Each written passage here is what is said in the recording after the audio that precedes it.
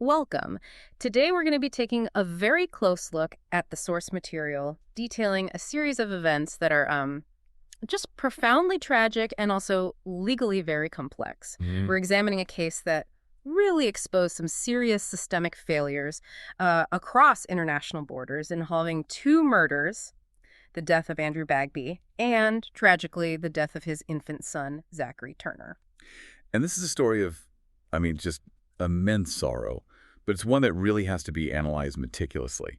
Our goal here is to just extract the facts from the sources, the timeline of events, the disturbing pattern of behavior that we see, and of course the investigations that followed. Right. Because they laid bare these critical failings within the Newfoundland legal system and its child welfare system. And I think what makes this so incredibly difficult to process is the conclusion that later reviews came to.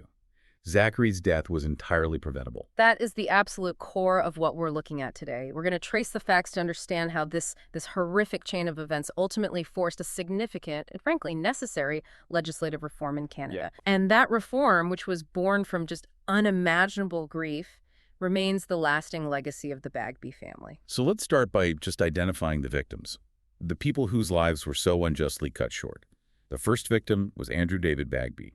He was an American physician, a 28-year-old medical resident from Sunnyvale, California. So he was an only child, right? The only child of Kathleen and David Bagby. His whole life was focused on family medicine, on service, and that path was just tragically cut short. And his son, the second victim, was Zachary Andrew Turner. Zachary was born on July 18th, 2002, and he survived for only 13 months before his life was taken on August 18th, 2003.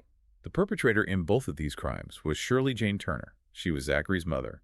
She killed Andrew Bagby in November of 2001, and then she carried out the murder-suicide involving Zachary in August of 2003. And it's crucial to remember, at the time of her death, she was awaiting extradition to the United States. Yes, on charges of first-degree murder for Andrew's death. And that's where the systemic failure really lies. The fact that she was able to retain custody of her child while facing those exact charges. So to understand how a catastrophic failure of this magnitude could even happen, we have to look closely at Shirley Turner's own history, her documented pattern of instability, manipulation, and violence. It existed long before she ever met Andrew Bagby. The source material gives us a very detailed and deeply unsettling portrait of her. Shirley Jane Turner was born in 1961 in Newfoundland. Her father was a U.S. serviceman stationed there. Okay. She spent part of her childhood in Wichita, Kansas, but she returned to Newfoundland with her mother after her parents divorced. And she pursued a career in medicine, but it was a long and kind of a winding path. A very long path. Yeah. She started at Memorial University in 1980, but her academic life was just completely intertwined with a really turbulent personal life.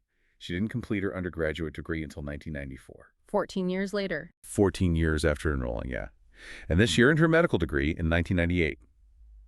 And during that time, she married a longtime boyfriend in 1981 after she became pregnant. They had a son in 1982, then a daughter a few years later while she was working as a science teacher. And then there was a second marriage in 1988, which produced another daughter in 1990.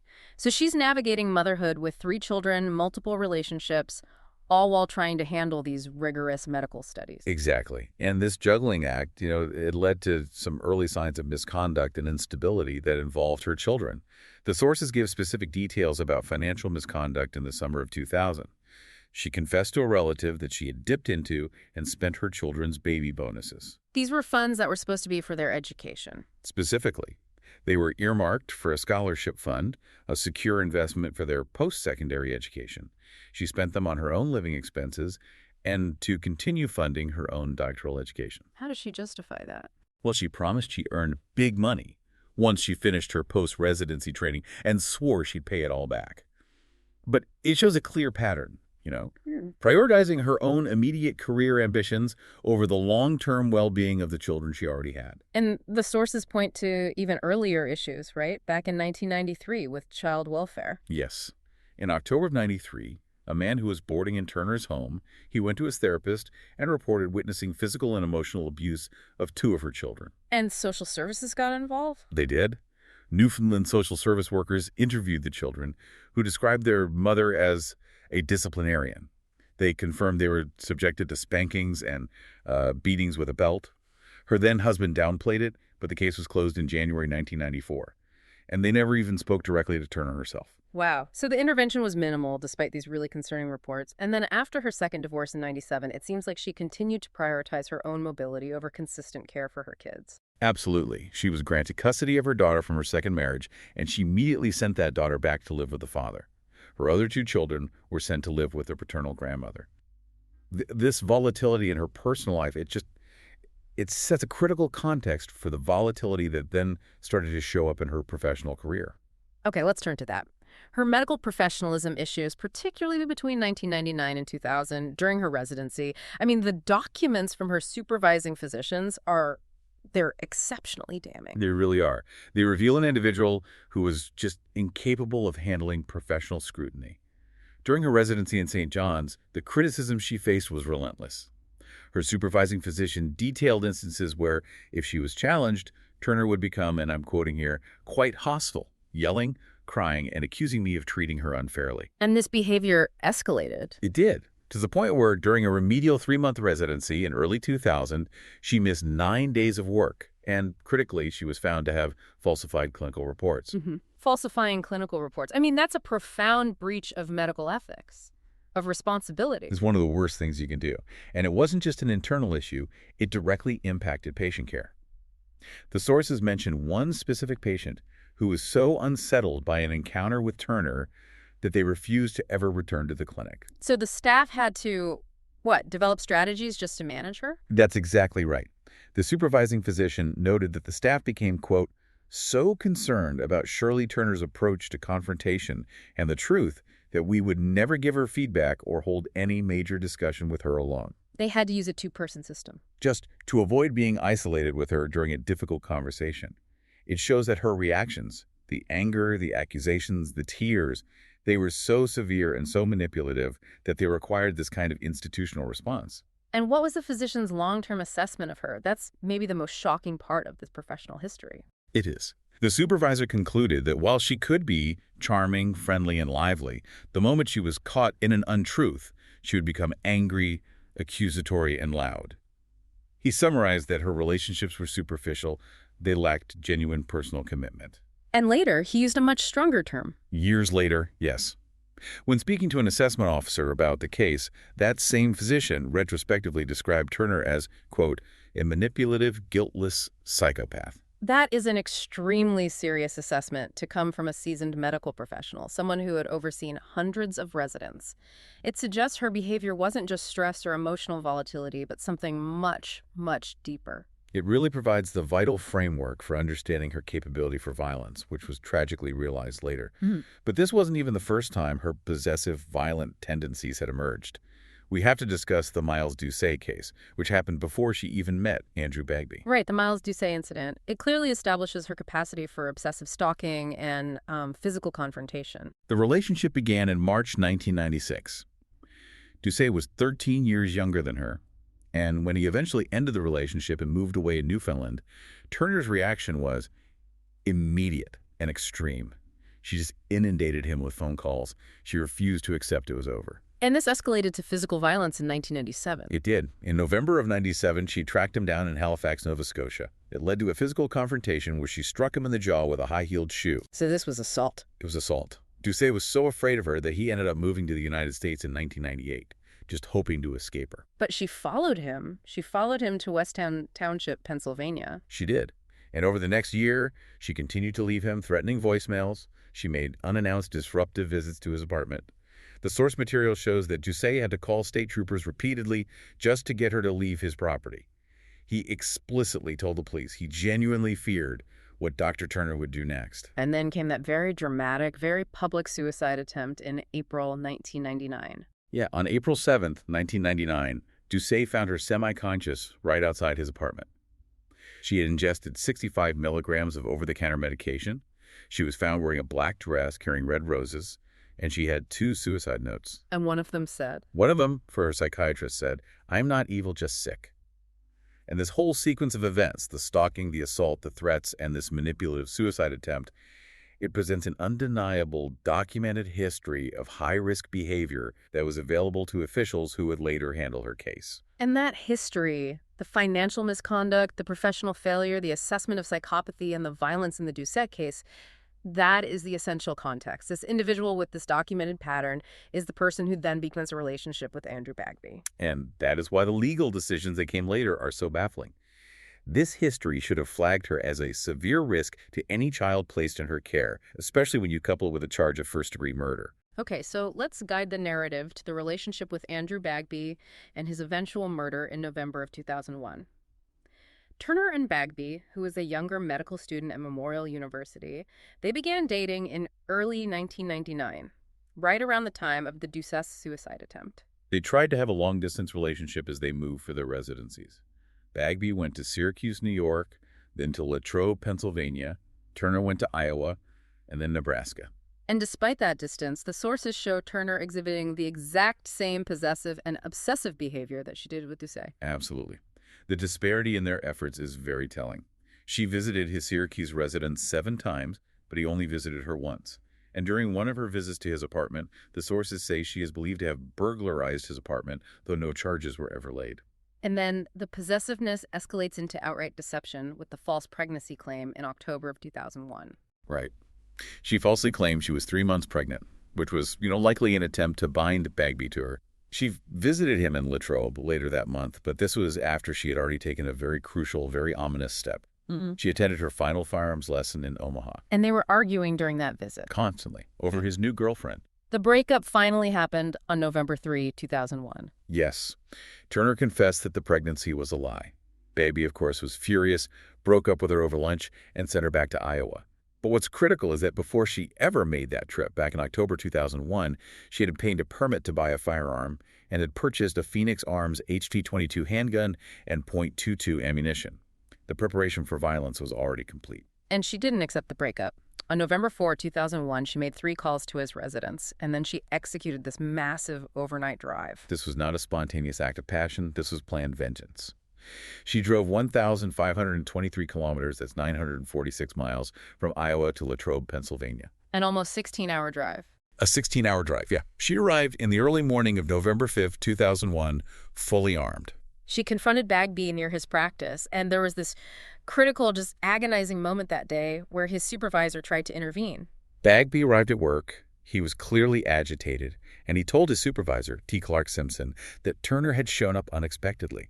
Simpson explicitly advised him, do not meet with her privately, understanding the potential volatility. But he didn't listen. Tragically, no. Bagby dismissed the advice. He promised Simpson he'd come to his house later that evening after speaking with Turner, but he never arrived. The details of the crime itself are just brutal. Andrew Bagby's body was found the next morning, November 6, 2001, in a parking lot at Keystone State Park in Derry Township, Pennsylvania. The wounds showed just extreme violence and malice. He'd been shot 5 times with CCI .22 caliber bullets, shots to the face, the chest, the buttocks, and the fatal shot was to the back of the head. Immediately after the murder, Turner tried to construct this ironclad alibi from a distance, claiming she was homesick in Iowa. But investigators, they broke that down pretty quickly with electronic evidence. They did. The cell phone records were key. They showed cross-country calls connecting her phone to the Latrobe area, placing her squarely in Pennsylvania when she claimed to be in Iowa. And not only that, she used Bagby's home computer after the estimated time of his death to access her personal email and check eBay. She even used his phone to call in sick for herself. She used his home phone line to call in sick to her own work, trying to establish an alibi by proxy from inside the victim's residence. Just brazen. And when police confronted her with this, her story changed multiple times. It did. She admitted to meeting Bagby at the park, but then she claimed he put the gun in his trunk, suggesting maybe someone else was the shooter or that he was going to harm himself. But then she told her shooting instructor that her gun had been stolen. It was a third, conflicting version of events. The physical evidence, though, was overwhelming. What were the key pieces of physical evidence that tied her directly to that scene? Well, first, an unspent round was recovered near Bagby's body. It was identified as CCI .22 ammunition, which was consistent with the Phoenix Arms HP-22 handgun she had purchased. Her shooting instructor confirmed that this specific type of handgun often ejects live rounds during handling, which corroborated the physical evidence. Okay, so that's the ammunition. What else? A resident in Derry reported seeing Bagby's Toyota Corolla parked right next to a RAV4, which matched Turner's vehicle, just minutes after Bagby made his last call to his supervisor. The next morning, only the Corolla was there. Right. Then investigators found MapQuest directions to Latrobe in her apartment. And finally, there was circumstantial evidence. The lot number on a box of condoms they found in her apartment matched a box that Bagby had purchased in Latrobe on the night they broke up. So the case against her was incredibly strong. And yet, by November 12, 2001, just as authorities were securing an arrest warrant, she was gone. She fled the United States, flew to Toronto, and then resettled in St. John's, Newfoundland. She was effectively leveraging the border to delay and complicate the whole legal process. And that flight, it set the stage for this devastating legal and custody battle in Canada, where the system's approach just utterly failed to prioritize child safety. So she's a wanted fugitive in the U.S. for first-degree murder, and she's back in Canada. What happened next in St. John's? Well, the Royal Newfoundland Constabulary, the RNC, they quickly put her under surveillance. And on December 2, 2001, they seized her trash. And that led to a critical discovery. Ultrasound printouts dated November 29. And they confirmed. It confirmed she was pregnant with Andrew Bagby's child. She had conceived just prior to the murder. So that confirmation immediately changes the landscape. It goes from a purely criminal extradition case to this high-stakes, cross-border child custody battle, a battle that the Bagbys had no choice but to join. It's exactly. Yeah. She was arrested on December 12, 2001, and extradition proceedings started. But the system failure began almost immediately with the first bail decision by Newfoundland Justice Gail Welsh. Despite the charge first-degree murder in the U.S., which is just as serious in Canada justice, Welsh decided to release Turner on bail. What was the justification for releasing a woman charged with first-degree murder? The justice ruled that Turner, who was 40 at the time, did not pose a significant threat to society. She applied the legal standard that governs bail, the presumption of innocence. The bail was set at 75,000 Canadian dollars, and she had to surrender her passports and report weekly to the RNC. But the core failing there was the scope of the risk assessment. That's it. It focused so narrowly on her risk to the general public or her risk of flight. It did not adequately or really at all assess her risk to the potential unborn child. And the funding of the bail itself became a scandal. It did. Turner posted the bond with substantial help from her psychiatrist and former coworker, Dr. John Doucet, who was affiliated with Memorial University. For a medical professional to financially support a patient facing a first-degree murder charge, especially one with her documented history, was just. It was immediately flagged as a profound ethical breach. And that would come back to haunt him later. It would. It led to professional misconduct findings against him.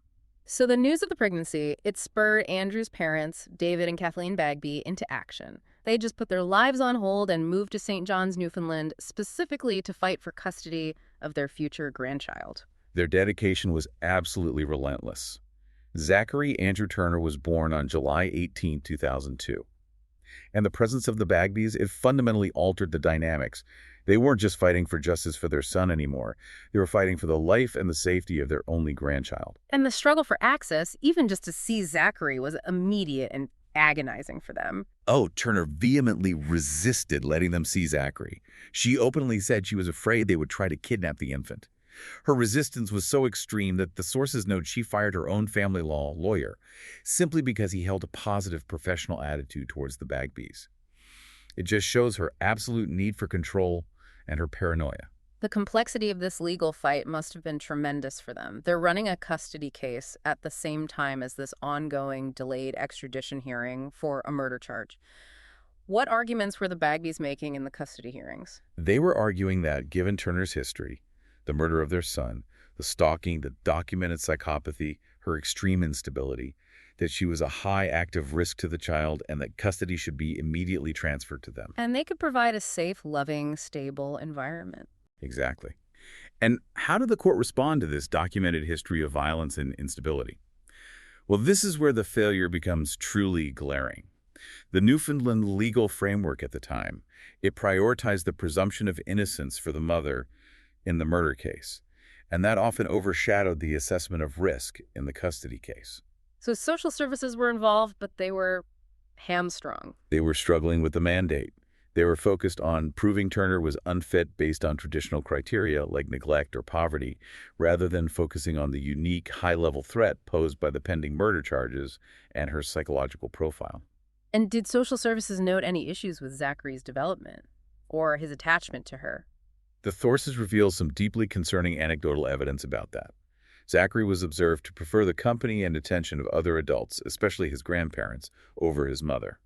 This lack of a secure attachment must have been emotionally devastating for Turner and probably fed into her instability. That emotional devastation seems to have culminated in a really stark, really revealing comment at Zachary's first birthday party in July 2003. Yes. At a McDonald's in St. John's, Turner was watching the interaction between Kathleen Bagby and Zachary. And she made this chilling statement to Kathleen. He obviously loves you more than me, so why don't you take him? And this was just weeks before the murder-suicide. Weeks. It shows a mother who is emotionally collapsing under the weight of it all. The custody battle, the pending extradition, and the rejection by her own son. Before we get to that final tragedy, there was the second catastrophic failure of the system, the second bail decision in January 2003. Turner had been re-jailed in November 2002, awaiting the federal justice minister's decision on her extradition. So why was she released again? Justice Welch released her again. And this time, the rationale really cemented the legal system's failure to protect Zachary. Justice Welch reiterated that the murder was not directed at the public at large. Not directed at the public at large. What does that mean in this context? It's a crucial legal distinction.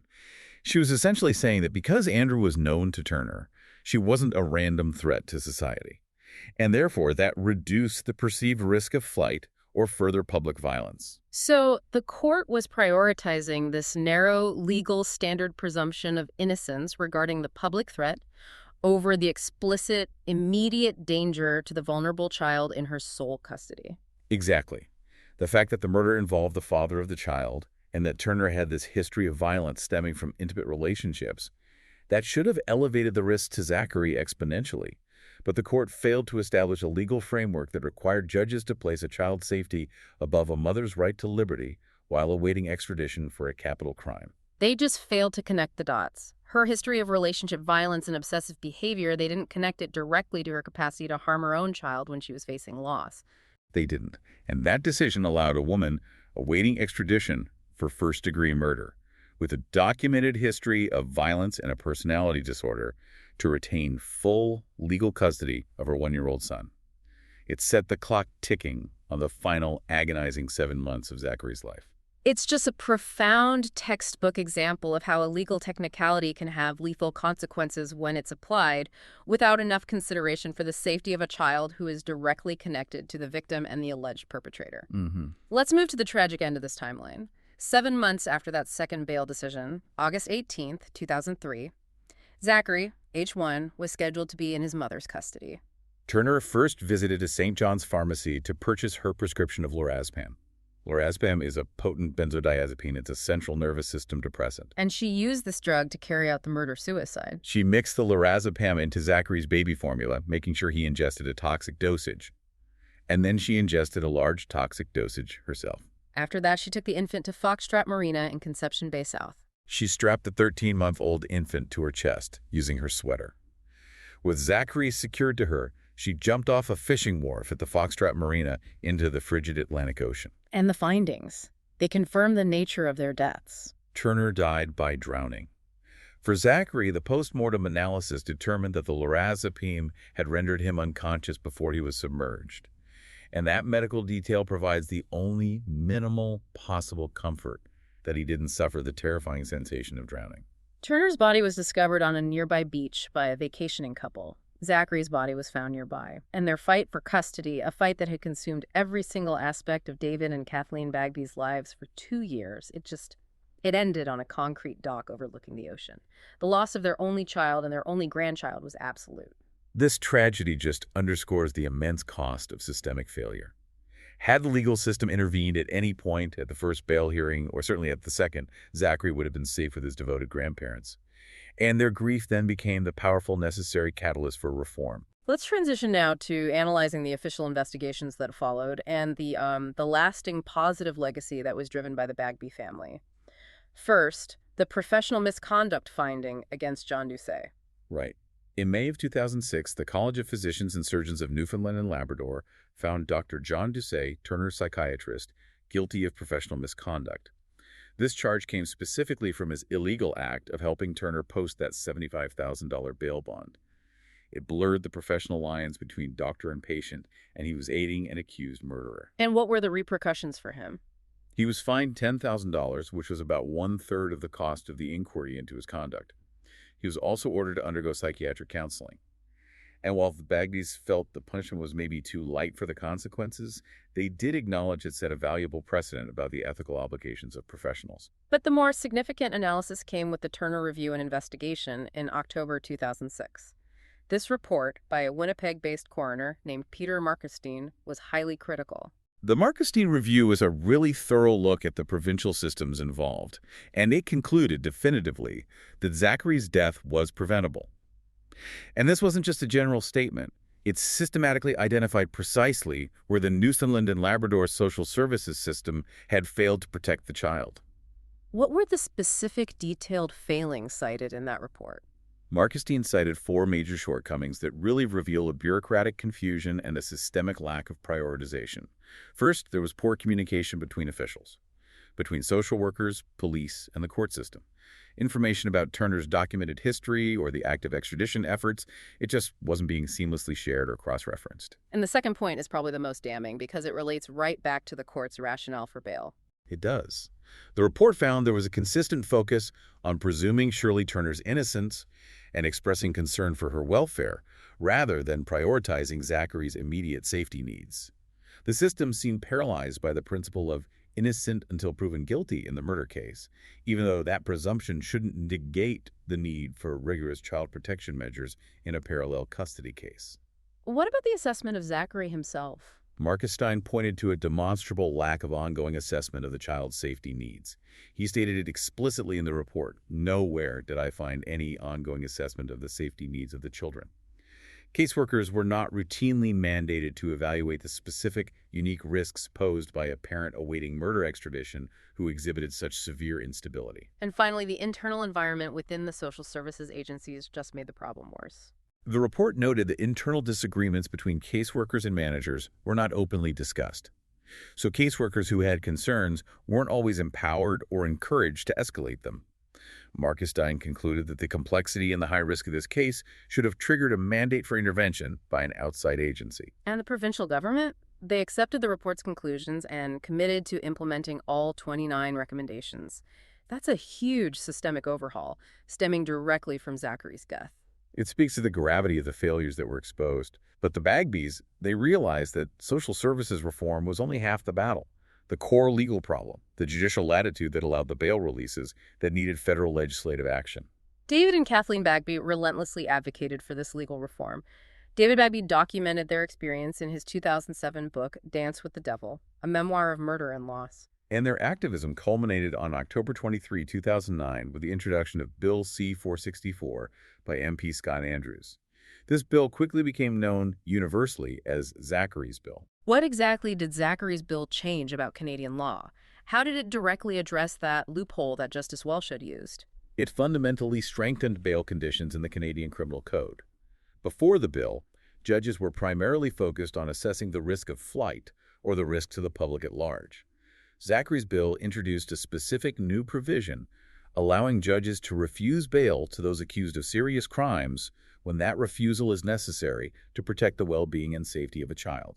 So this crucial change mandated that judges could, and in high-risk cases must, explicitly consider the child as a vulnerable individual, distinct from the general public. Precisely. It elevated the safety of the child, especially when the accused has committed a violent crime against the child's other parent, above the accused's right to liberty pending trial. It was a direct legislative remedy to the judicial reasoning that let Turner walk free. The idea that the murder was not directed at the public at large could no longer negate the risk to the child. The political support for this was striking. It received unanimous support in the Canadian House of Commons and Senate. It crossed all political lines because the failure was so universally recognized as tragic and obvious. After passing both houses, it was signed into law on December 16, 2010. MP Scott Andrews noted that the law gave the Bagbys some sense that their cries had finally been heard, ensuring this specific legislative vacuum would never lead to such a tragedy again. Beyond the legal reforms, the case also has this powerful documentation legacy through the arts. It ensures that Andrew and Zachary are remembered not just as statistics of a preventable crime. Yes, the 2008 documentary film, Dear Zachary, a letter to a son about his father, directed by Kurt Kuhn, who was a lifelong friend of Andrew Bagby, It's a critical document. The film was originally conceived as a cinematic letter to Zachary, collecting stories from Andrew's friends and family so the child would know his father. But the film's narrative then took a devastating turn. It did. Kian was filming in Newfoundland, and he met Zachary in July 2003. He documented his first birthday just 1 month before the murder-suicide. So the film transforms from this tribute to a deceased father into a heartbreaking record of the systemic failure that led to the death of the son. And it received immense critical acclaim. It did. It won awards. Yeah. I was named one of the top documentaries of 2008, and it really cemented its place as this poignant record of the tragedy. And finally, their enduring legacy continues through the establishment of 2 scholarships in their names. 2 positive beacons established in tribute. The first is the Dr. Andrew David Bagby Family Medicine Scholarship, which benefits medical students pursuing family practice at Excella Health Latrobe Hospital, where Andrew had been training. And the second is the Dr. Andrew Bagby and Son Zachary Bursary Fund, which supports students at Memorial University of Newfoundland, the place where Andrew and Shirley first met. These scholarships ensure their names are associated with education and opportunity, rather than just the horror of their deaths. We've charted this path from a personal tragedy to a massive systemic failure, culminating in the death of an innocent child. And the sheer determination and courage of David and Kathleen Bagby in the face of just unimaginable loss, they managed to channel their immense grief into a powerful and necessary force for legislative change in Canada. Yeah, if we look at this story in the context of the bigger picture, the case provides a chilling illustration of this inherent conflict. The conflict between the fundamental legal principle of the presumption of innocence and the immediate paramount legal and moral obligation to protect vulnerable children from known risks. The system failed, not because there was a lack of data on Shirley Turner's volatility, but because there was a failure in prioritizing which legal principle carried the greater weight when a child's life was on the line. And the legislative reform, Zachary's bill, addressed the court's ability to deny bail in these critical circumstances. But the institutional failures, they went beyond the courts. They reached into social services and medical professional licensing bodies who also had these critical fragmented pieces of information about Turner. And that brings us to our final thought for your own reflection. Given the extensive documented background regarding Shirley Turner's professional misconduct, her history of violence toward Miles Doucet, the retrospective psychopathic diagnosis, and all the clear signs of her mental and emotional instability, all of which were known to various officials before Zachary was even born, what specific institutional checks, beyond just the bail laws established by Zachary's bill, could have been mandated? You mean things like stronger mandatory reporting laws?